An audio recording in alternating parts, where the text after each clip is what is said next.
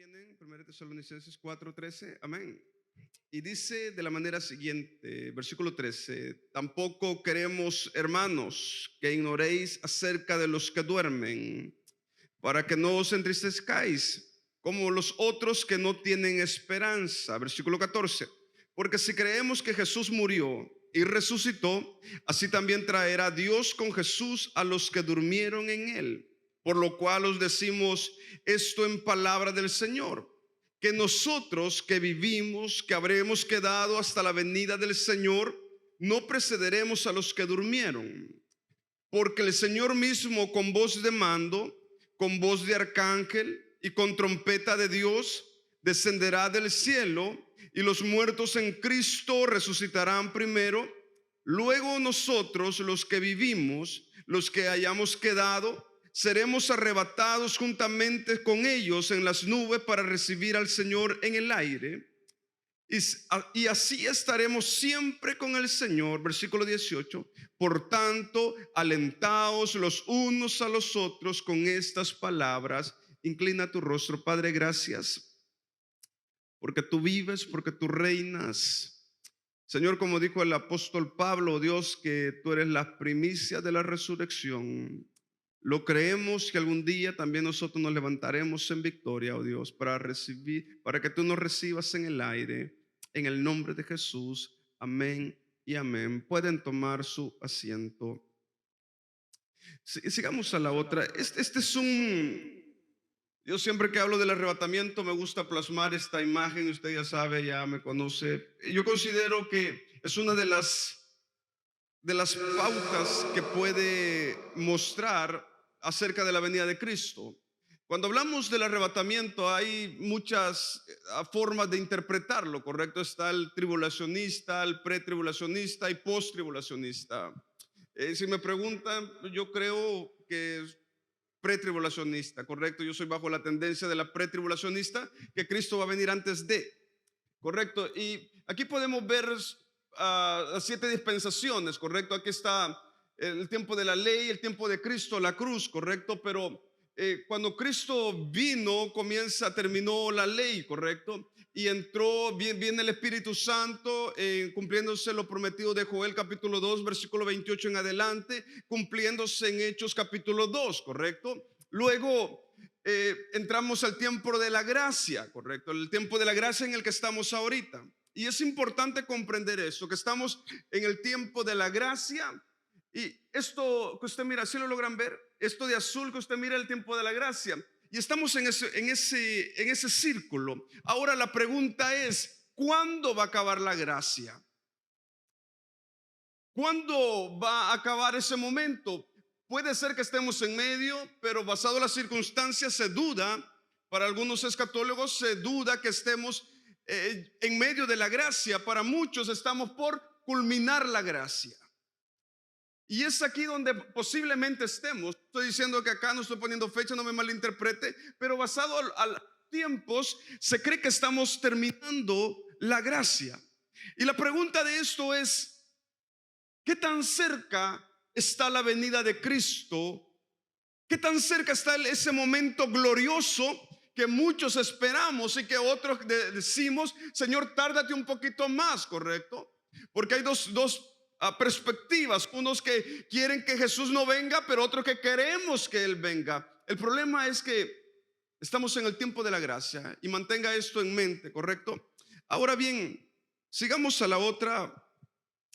Entendiendo el contexto histórico, cuando Pablo le escribe a los tesalonicenses, había un problema, y la pregunta que generaron ellos es, ¿qué va a pasar con aquellos que murieron, con aquellos amigos que han muerto, con aquellos familiares que han muerto, correcto?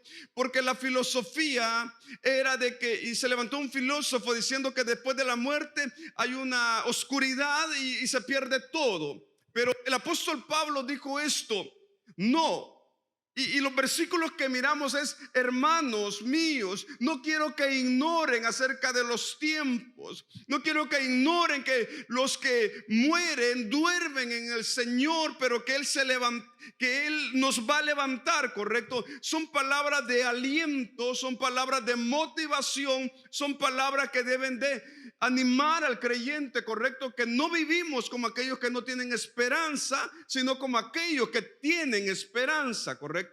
Yo creo que no hay un mensaje más glorioso que predicar acerca de la venida de nuestro Señor Jesucristo. Eso es lo más importante. Ahora bien, sigamos a la otra. El orden de los acontecimientos, ¿correcto? Dentro del contexto de que estamos mirando, 1 Tesalonicenses 4, versículo 13 al 18, podemos ver estos acontecimientos. Uno, que vendrá con voz de mando. Ya no va a venir aquel niño en el pesebre de Mateo capítulo 2, ¿se acuerdan?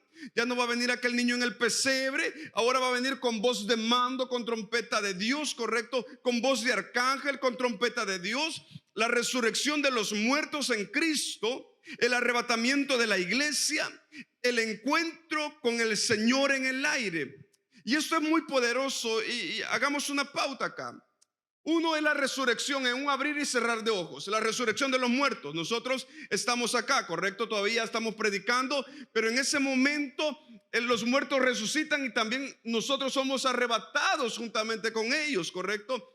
Hay una diferencia muy grande entre arrebatamiento y la segunda venida de Cristo. El arrebatamiento fue prometido para la iglesia.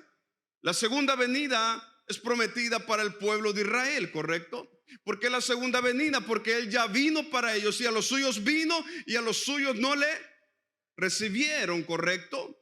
Entonces hay dos cosas claras acá: la segunda venida, pero el cristiano, la iglesia, no espera la segunda venida, esperamos el arrebatamiento, ¿correcto? Y eso es poderoso, porque el arrebatamiento, a dar paso, sigamos a la otra, que significa el rapto. Y aquí surge la pregunta: ¿qué significa el rapto? Sigamos a la otra.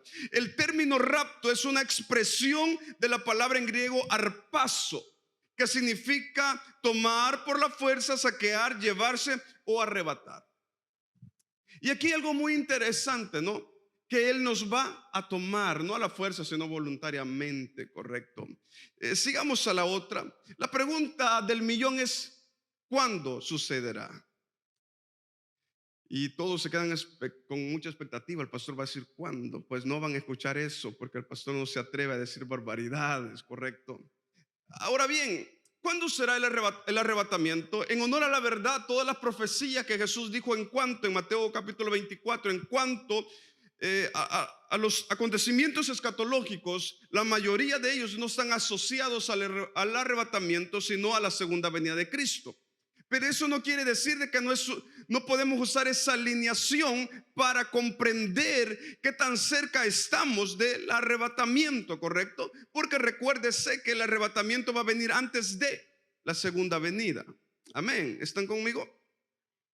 Ahora bien, pero el día, Mateo 24, 36 dice: pero el día y la hora nadie sabe, ni aun los ángeles del cielo, sino solo mi Padre que está en los cielos, ¿correcto? El arrebatamiento de la iglesia puede ocurrir en cualquier momento.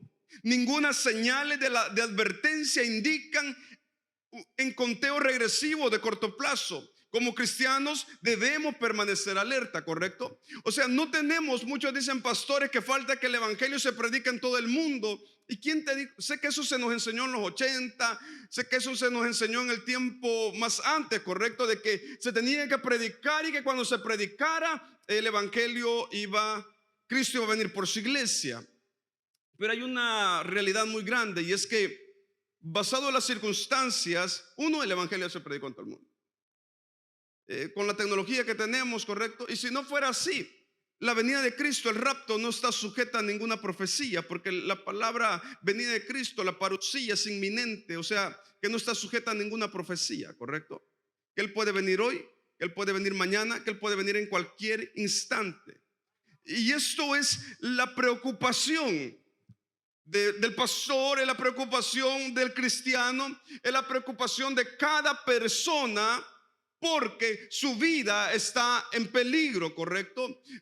Hubo un escritor que dijo que lo más terrorífico del infierno no es el fuego, sino el reconocer y estar consciente de que nunca más va a tener la oportunidad de mirar a Cristo Jesús, ¿correcto?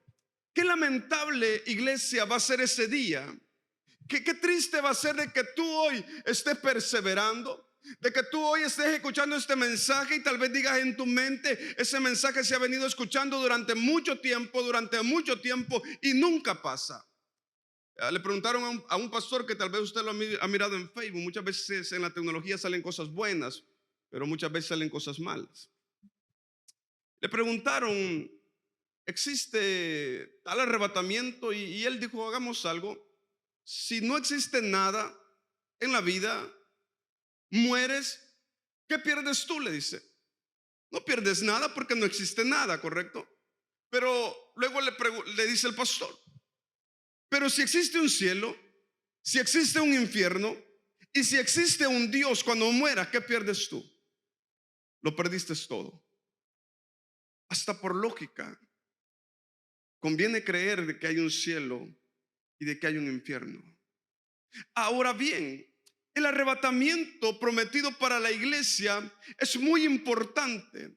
Ahí me gusta lo que dice Deuteronomio, que el padre va a morir por su pecado, el hijo va a morir por su pecado. Yo antes, cuando me había desviado y me volví rockero en mi locura de adolescencia, yo hasta me llegaba a pintar las uñas de negro. Usted no mira al pastor ahí, hermano, todas las canciones de rock ahí. Pero yo cada mañana a las 12 de la noche, a las 3 de la mañana, yo me levantaba sudando literalmente, y no había noche que yo no me levantara teniendo pesadillas que yo me había quedado. Yo decía: aunque sea de los pies de mi papá y de mi mamá, yo me voy. Pero la realidad no es esa. La realidad es que si tú estás bien con Dios, tú te vas. Si tú no estás bien con Dios, tú no te vas. Y como padre, por más que amemos a nuestros hijos, si ellos están bien, se irán con Dios, porque ellos le van a dar cuentas a Dios personalmente. Jóvenes que están acá, déjame decirte algo: Dios no tiene sobrinos, Dios no tiene nietos, Dios no tiene hijos favoritos. Si Cristo vive en ti, según lo que dice Efesios 1:13, si tienes el sello del Espíritu Santo en tu vida, serás arrebatado. Amén. Esa profecía del arrebatamiento es para aquellos que han reconocido al Señor Jesús como su Señor y Salvador, ¿correcto? Y eso es muy importante comprenderlo. Y esto lo hace más interesante, ¿correcto? Que no sabemos cuándo Él va a venir. Eso lo hace interesantísimo. Hace que la iglesia esté preparada, ¿correcto? Hace que la iglesia esté soñando acerca de la venida. Hace que la iglesia esté en continua preparación, ¿correcto? Como se le conoce la santidad progresiva, ¿correcto? Que todos los días esté, ¿qué? Santificándose. Pero hay de aquellos que ya tienen como un mito el arrebatamiento. Sigamos a la otra. No le haga caso a ese horror que ya lo mire ahí. Señales nos advierten, pero son señales ya cumplidas, ¿correcto? Uno de ellos será como los días de Sodoma y Gomorra, ¿correcto? Imagínate, como los días de Sodoma y Gomorra. La pregunta, analizando la ética prescriptiva y la moralidad, que son los dos parámetros para discernir nuestra moralidad en cuanto a la sociedad, ¿correcto? La ética prescriptiva. ¿Cómo miramos a nuestra sociedad hoy en día? ¿La miramos qué? ¿Cómo están sus valores? Como los días de Sodoma y Gomorra, ¿correcto? Lo digo con mucho respeto, pero estadísticamente los jóvenes en la iglesia de 18 para acá, ellos ya no se miran jóvenes en la iglesia por una sola razón: porque necesitamos inculcarles como padres, ¿correcto? Ahora bien, la ciencia aumentará, ¿correcto? Miremos la ciencia. Creo que uno de los acontecimientos que sobresalió y que desde ese momento tuvo un giro sorprendente fue cuando clonaron a la ovejita Dolly. No sé si se acuerda. Ese fue sorprendente, la clonación, ¿correcto? Hoy en día en China ya pueden manipular los genes. Usted determina con qué color va a venir su hijo, con qué coeficiente intelectual puede venir su hijo, si lo quiere morenito, si lo quiere narizoncito, si lo quiere con una sonrisa graciosa. Usted determina. Ya están los bancos de esperma para todo ello, hermano. Usted decide hoy qué hacer. El ser humano está queriendo ocupar el papel de Dios. La ciencia ha aumentado a un nivel sumamente más allá de lo permitido. La carne, no nos vayamos lejos. Ya la carne que usted está comiendo ya no sabe si es artificial o realmente es de un animal. Hemos llegado al extremo de todo, ¿correcto? La ciencia ha aumentado extremadamente. Lo del chip que antes pensábamos que iba a venir, que era una falacia, hoy en día podemos ver de que ya es normal. Yo cuando trabajaba en la gasolinera, ya los clientes pasaban su mano pagando sin tarjeta y sin cash, ¿correcto? Ya lo pasaban su mano, ¿ve? Y ya. Lo miraron estos ojos que se han de comer los gusanos un día, dijo alguien. Es una realidad. Es una realidad. La ciencia está extremadamente avanzada. Como los días de Noé, correcto, dormían, comían, se daban en casamiento. O sea, no está diciendo que el problema era eso, está diciendo que el problema era de una generación que buscaba el placer, que vivía para el placer, que luchaba para el placer. Mire hoy en día nuestra sociedad, no nos vayamos con la sociedad. Mire hoy en día la iglesia. Si hay pruebas, ya no quiere estar en la iglesia, porque ahí no está Dios. Si hay tantas cosas, problemas, no quiere estar en la iglesia porque no está Dios. Porque ahí esa no es una iglesia llena del Espíritu Santo. ¿Y quién te dijo a ti, hermano, que por muy lleno que seas del Espíritu Santo, no vas a encontrar problema en la misma iglesia? Cuando miramos Hechos capítulo 11 y cuando miramos Hechos capítulo 15, las discusiones, más que todo el Hechos capítulo 15, las discusiones que habían entre los apóstoles, mayormente entre Pedro y Pablo, que tenían los dos caracteres extrovertidos, los dos, ¿correcto? Interesante. Y usted dice entre los apóstoles, sí, entre los apóstoles. Porque el hecho de que sean personas llenas del Espíritu Santo no significa que esa humanidad no esté en ellos. Y desde el momento, iglesia, y aquí les va, desde el momento que estén dos personas en un lugar, te aseguro que van a haber problemas. Te aseguro. Van a haber problemas. Y desde el momento que tú y yo entramos a un lugar, ese lugar se volvió imperfecto. ¿Sí o no? Y eso significa que van a haber cosas que no te van a agradar. Entonces, pastor, ¿qué hacemos? Se requiere madurez y sabiduría. Amén.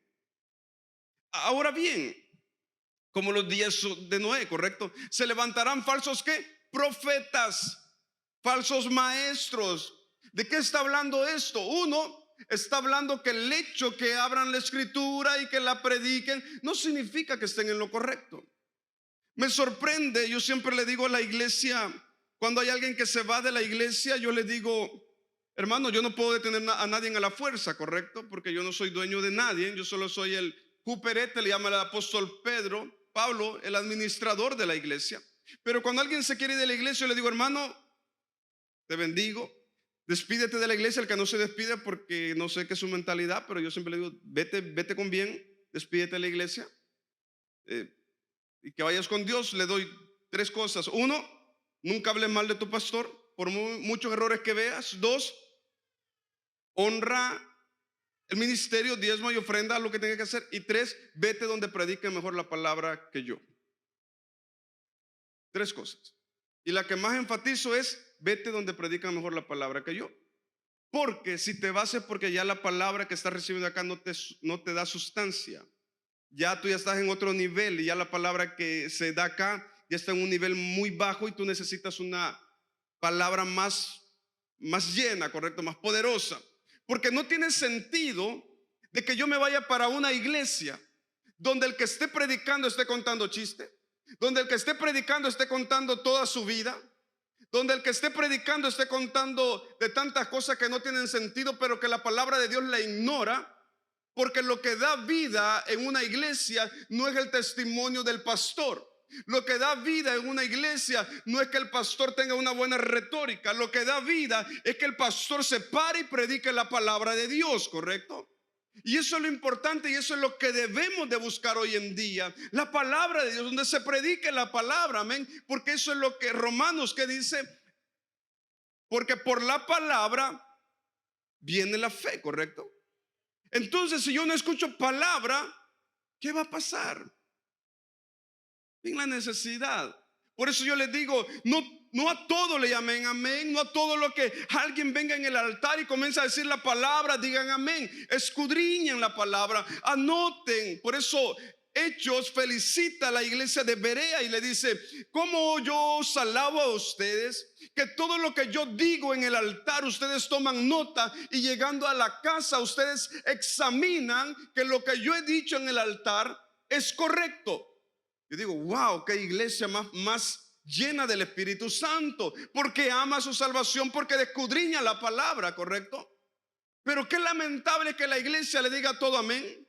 Qué lamentable que la iglesia coma todo lo que se dice en el altar sin tener discernimiento de lo que se está diciendo en el altar mismo, ¿correcto? Amén.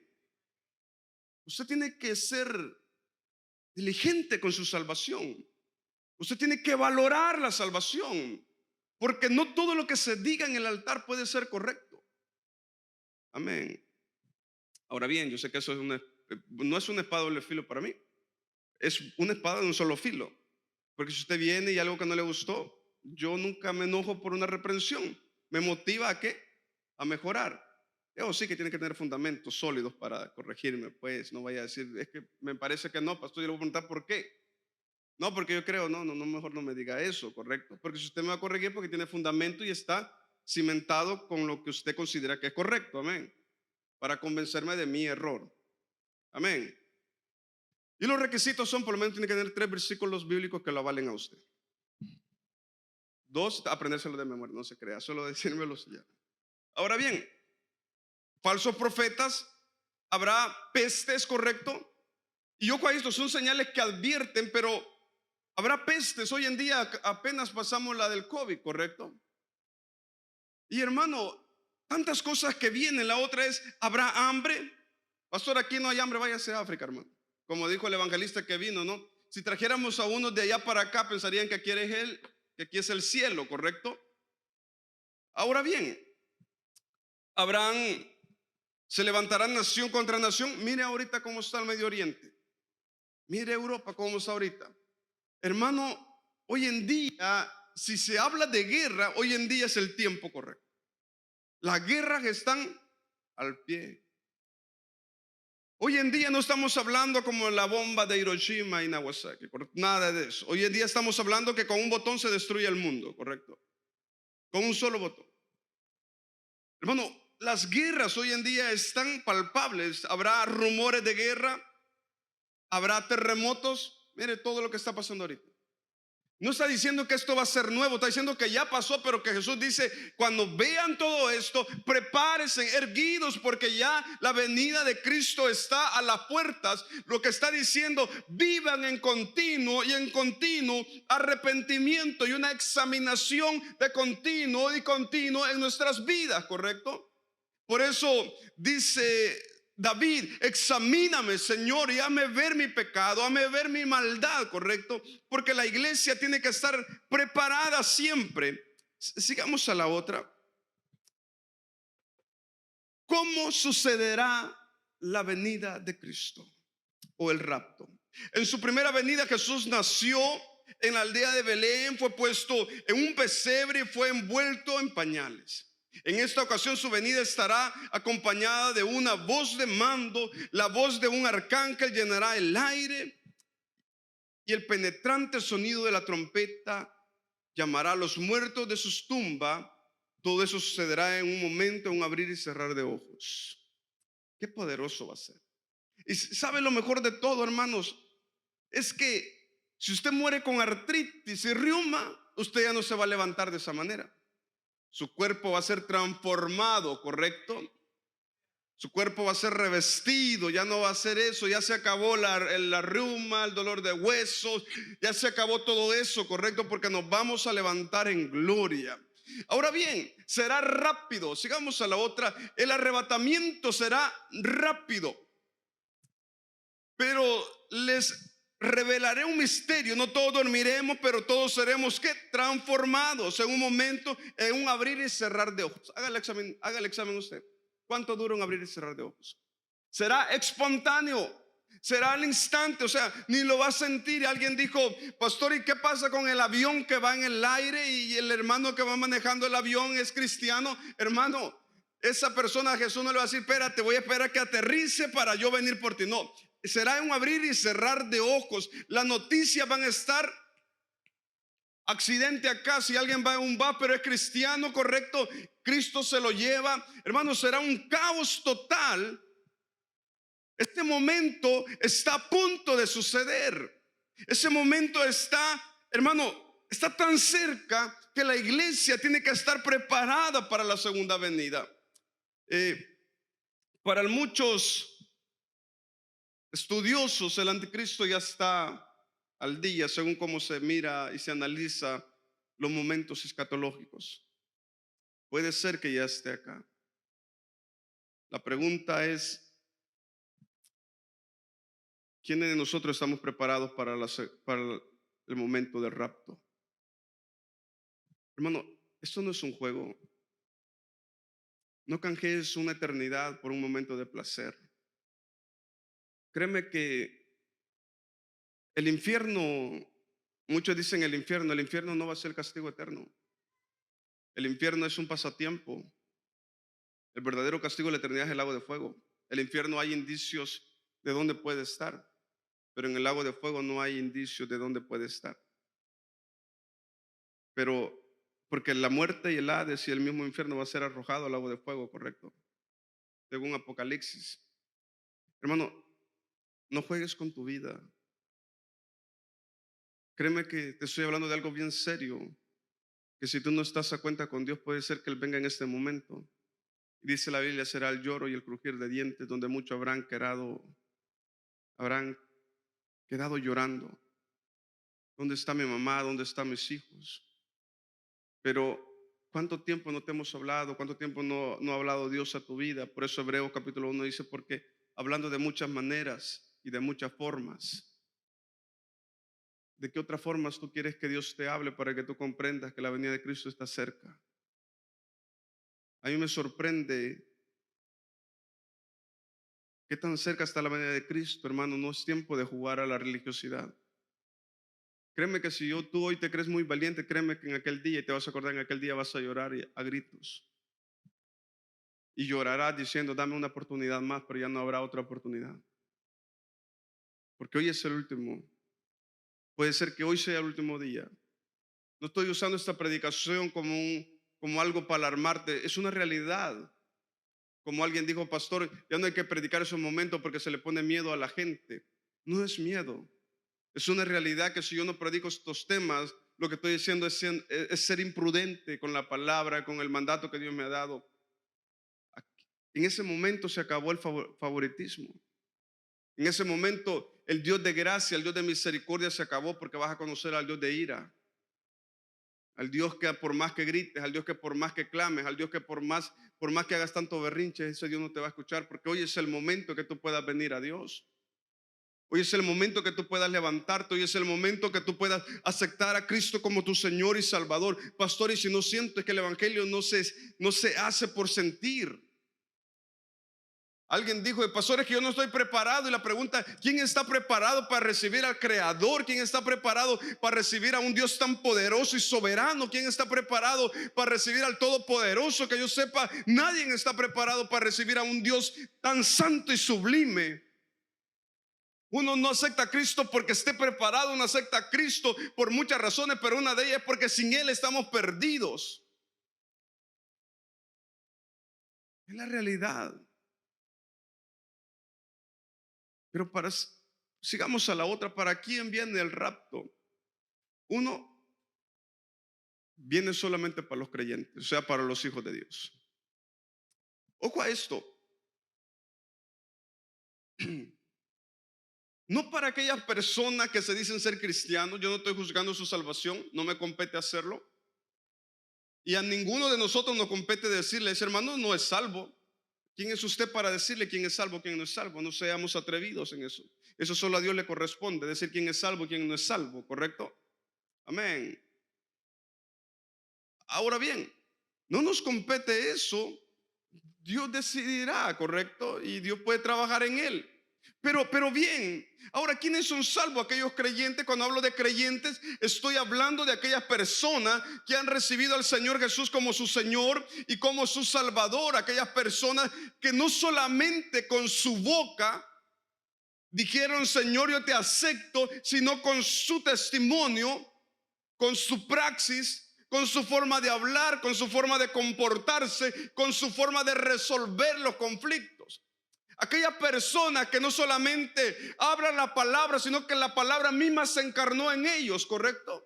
Aquella persona que se dicen ser iglesia, pero que lo demuestran con su testimonio. Hermanos, en esa persona, aquella persona que han sido lavadas con la sangre de Cristo, por esa persona va a venir Cristo. No estoy hablando de super cristianos que nunca caen. No estoy hablando de aquellos cristianos que tienen la gran S en su espalda y se dicen súper santos que nunca van a caer. Estoy hablando de personas que caen, pero que se vuelven a levantar y que acuden a la gracia y que acuden a la cruz pidiendo misericordia a Dios. Amén. Estoy hablando de ese tipo de cristianos que reconocen su caída, pero que se levantan a buscar la gracia y la misericordia de Dios. Eso es poderoso. Que muchas veces nos ponemos cargas que nosotros mismos no podemos sobrellevar. Amén. Así que Cristo va a venir por sus hijos. Samuel, si me ayudas en el piano, Dios te ponga más fortaleza. Sé que ya lo van a ver cuando suba la grada, hermano, pero ayer andaba como joven. Pero interesante, Dios bendiga a Samuel, hay 2 partidazos hechos. Es interesante que Cristo va a venir solamente por sus hijos. Y mire cómo te miran los hermanos, de verdad, no somos, estoy jugando. Es interesante que Cristo solamente va a venir por sus hijos. Y sabe lo más interesante de todo es que cuando Cristo venga, iglesia, puede ser que Él venga hoy. Y la pregunta es: ¿quiénes de nosotros estamos preparados para que Cristo venga? Yo algo he entendido es que si hay una duda en nosotros, es porque debemos de arreglar algo antes que Él venga. Me dice Miguelita: a mí no me gusta que hable de esos temas, pastor.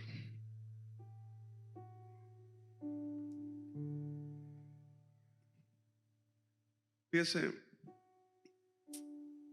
es algo interesante. Y ya todos están viendo cómo baja el pastor también, ¿verdad?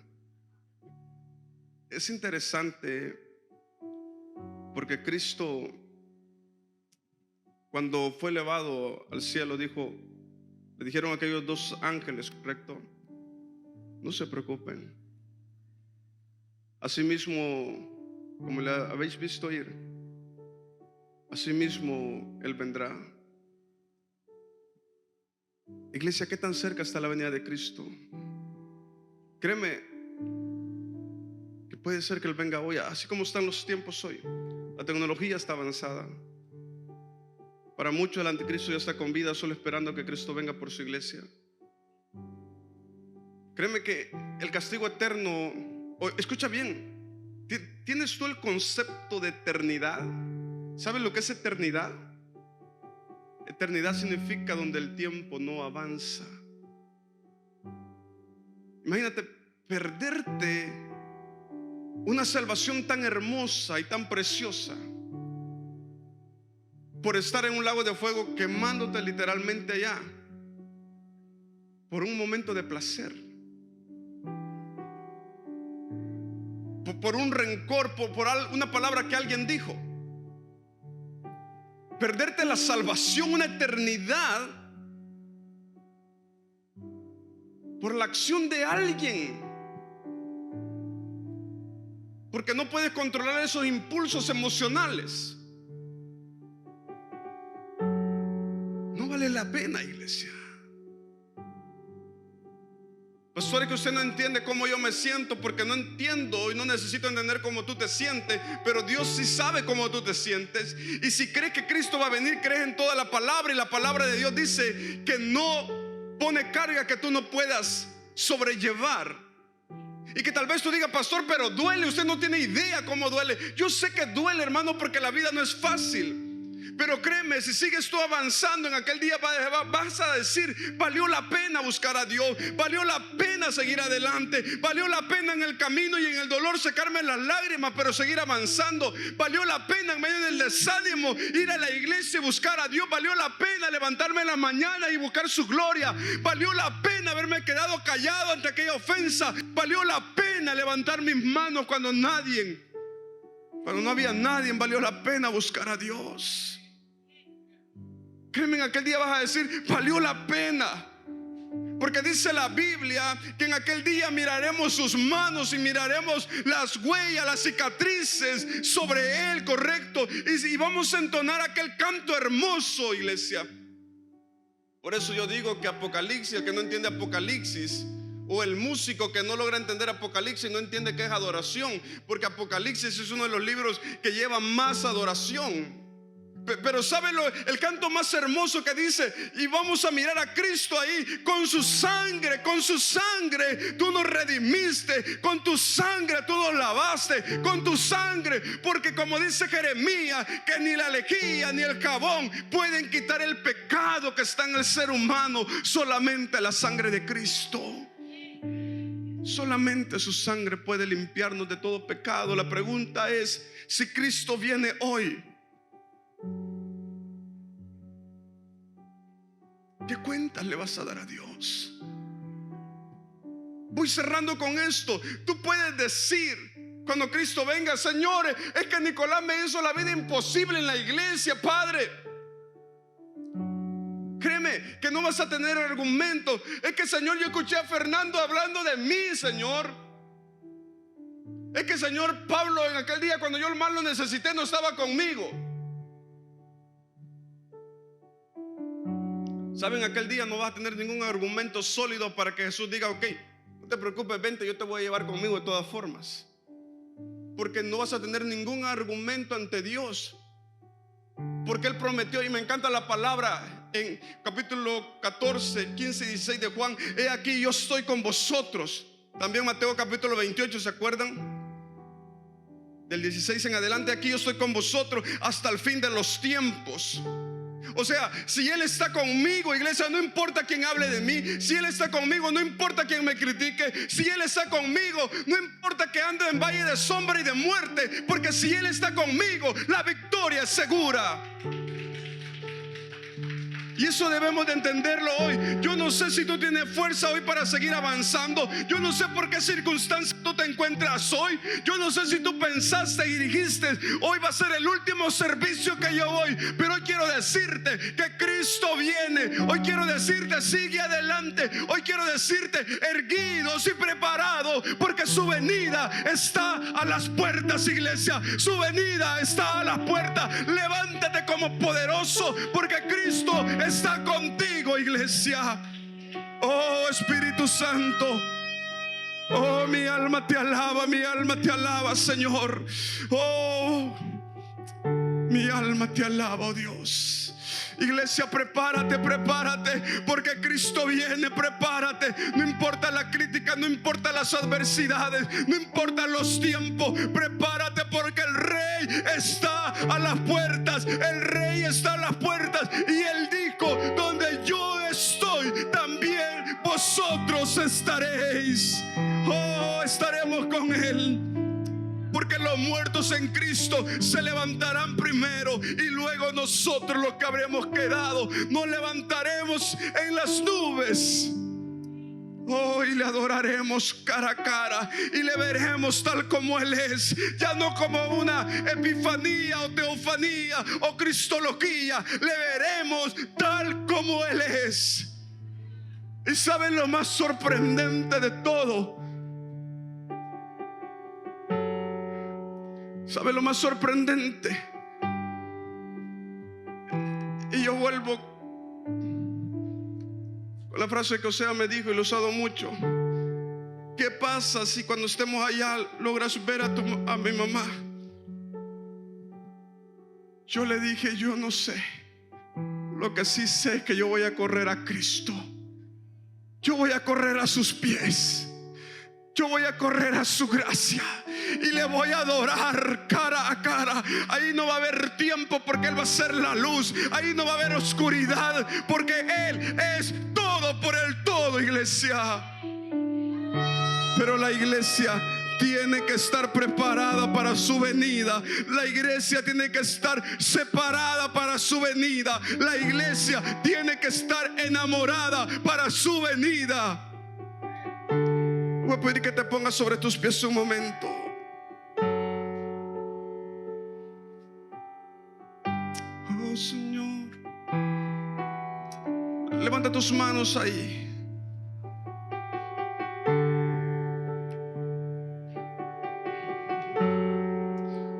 Si hay alguien que necesita reconciliar, si hay alguien que no está seguro de su salvación, todo con sus ojos cerrados, por favor. Si hay alguien que no está seguro de su salvación, hoy te hago la invitación, ven. Porque puede ser que Él venga hoy, puede ser que Él venga mañana, pero yo te hago la invitación, dice la Biblia, si me reconocéis, yo te voy a reconocer ante el Padre. Hoy hago esta invitación especial. Si hay alguien que necesita reconciliar, hoy está el momento. Si eres líder, no te preocupes por qué dirán. Yo te hago la invitación que vengas. Más vale ponerse a cuenta con Dios hoy que esperar para mañana y que ya sea demasiado tarde. Hoy te hago la invitación. Si hay alguien que quiere pasar, pasa aquí enfrente, pasa aquí enfrente. No lo dudes, no lo dudes. Pasa aquí enfrente.